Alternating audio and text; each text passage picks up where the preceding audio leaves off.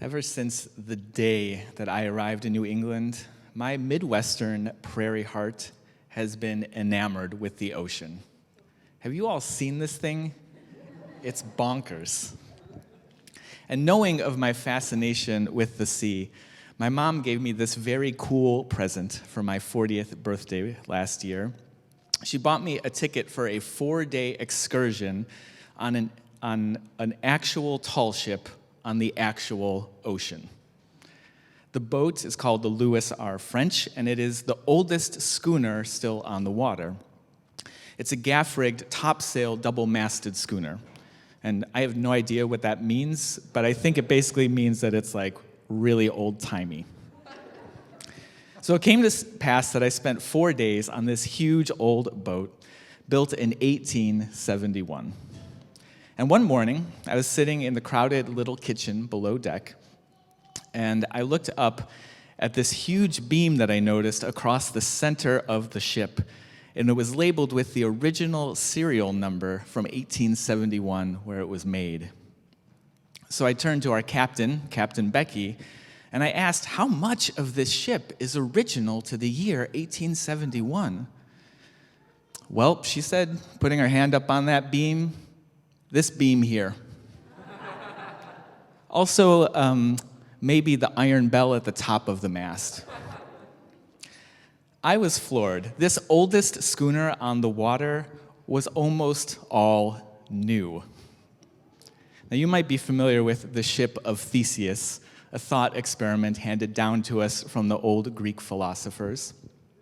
According to legend, Theseus was the guy who founded the city of Athens, and the people of Athens after that kept his ship in the city harbor, and they would take it out on the water once a year for a holy pilgrimage.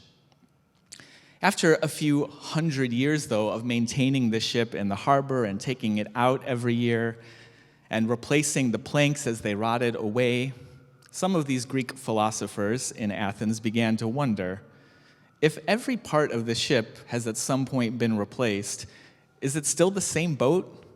Is it really still Theseus's ship?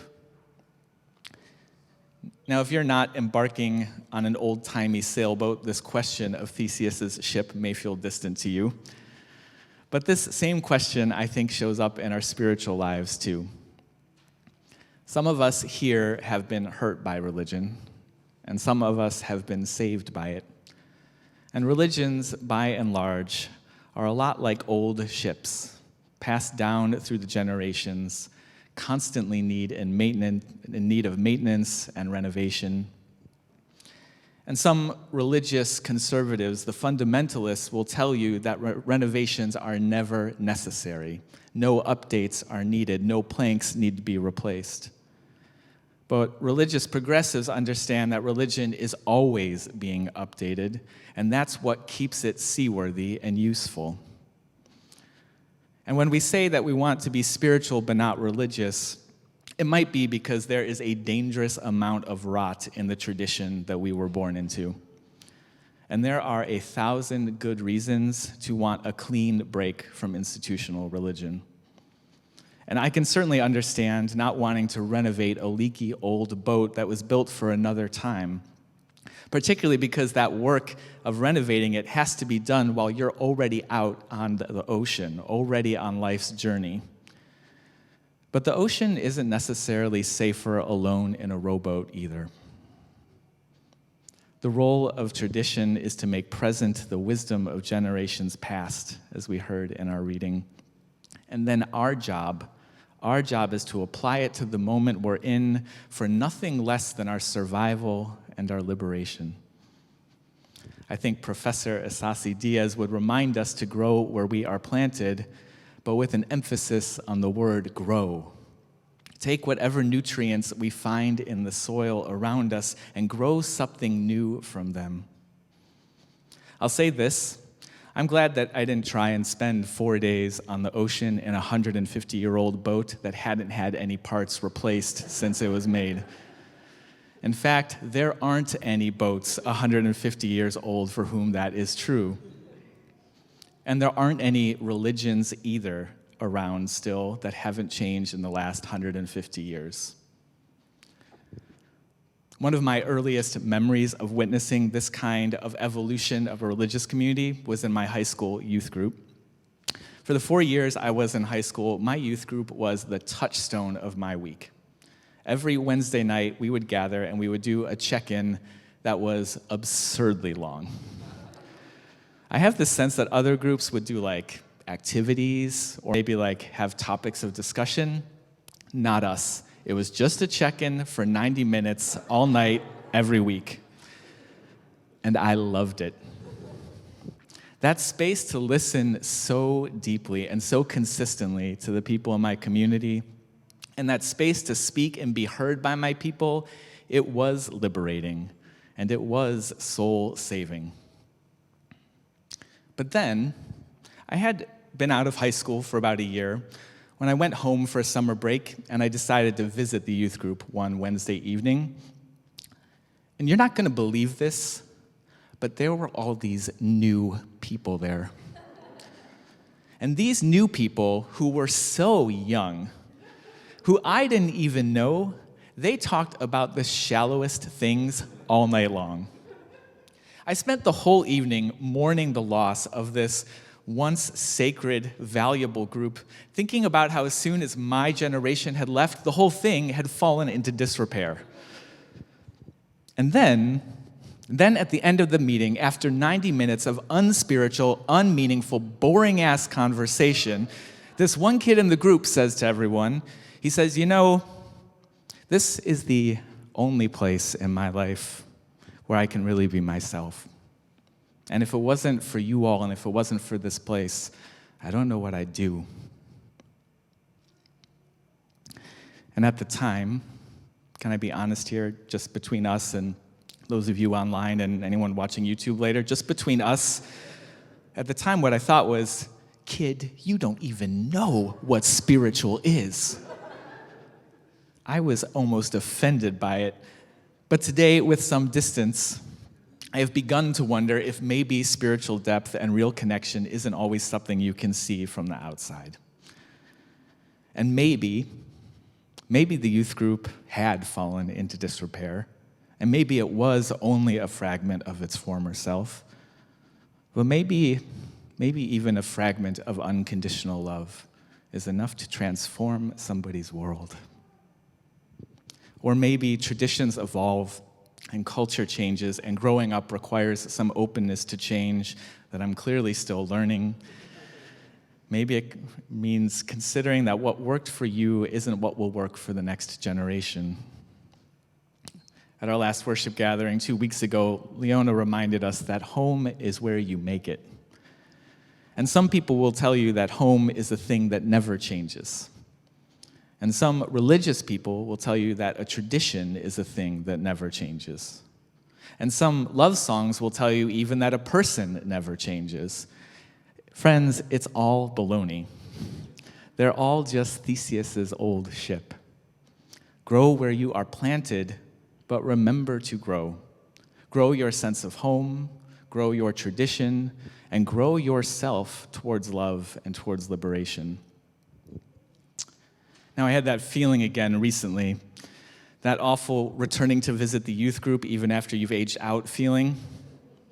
For as long as I can remember, my own Unitarian Universalist tradition has been most clearly defined by our 7 principles. And I say as long as I can remember because, to my horror, I learned this week that I am 3 years older than those 7 principles. These principles, though, have served as the central beam of Unitarian Universalism for 38 years now, and they have been enshrined in Article 2 of the UU Association's bylaws. But the association will likely vote to replace them in a couple months this June. And I'll be honest, I was not a fan of this news when I first heard it. I have my own list of ways that I wish were different about my larger faith community. In fact, most of my life has been pushing and pulling at this living tradition in all kinds of different ways. I've been trying to rebuild this creaky old boat in my own way for a long time now. And as James Luther Adams said, it has made for some real dust and heat now and then. including some humbling grace, more than I would care to admit. So I was embarrassed to hear this all too familiar voice in my own heart when I heard the news about the famous Article 2 changes. This crabby little voice I heard deep inside, it said, well, sure, we want change, but just not that change, right?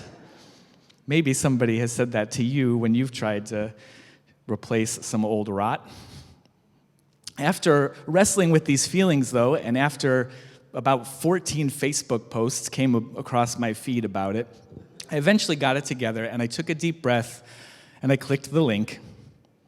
And you know, most of the words proposed for the newly renovated Article 2 were pretty familiar. They were words like justice and equity and interdependence. There was a new word, a word that stuck out to me, though, the word transformation. I felt called out.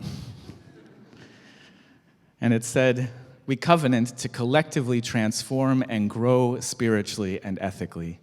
Openness to change, it says, is fundamental to our Unitarian and Universalist heritages. Never complete and never perfect. Changing our principles to state that we are open to change is a good change. And it seems it's a reminder that I especially could use. There's one other part of that gaff-rigged sailboat that Captain Becky later mentioned might be original. The wood at the very bottom of the hull, the wood that is closest to the sea. The part that's always underwater lasts longer because the bacteria doesn't have oxygen to grow there. And somehow it doesn't surprise me that the part of the boat most central to keeping it afloat, which is, after all, a boat's most central purpose, it doesn't surprise me somehow that those planks have staying power, even though they're hidden underneath, invisible to a tourist like me. So maybe what's most important isn't always what's most visible when you first look at a tradition or a community or a person. And there's another new word being added to our UU values this year. The new word is love. It wasn't in the principles before. Or at least it wasn't visible in the writing, even though I think some of us could feel it underneath. Now it will be at the center where it belongs, keeping everything else afloat. I used to be captivated by this question of Theseus's ship. But now, when I think of that old boat in the Athens harbor, I think it doesn't actually matter if we call it Theseus's or not. What matters is that it's able to make the pilgrimage. What matters is that it's seaworthy.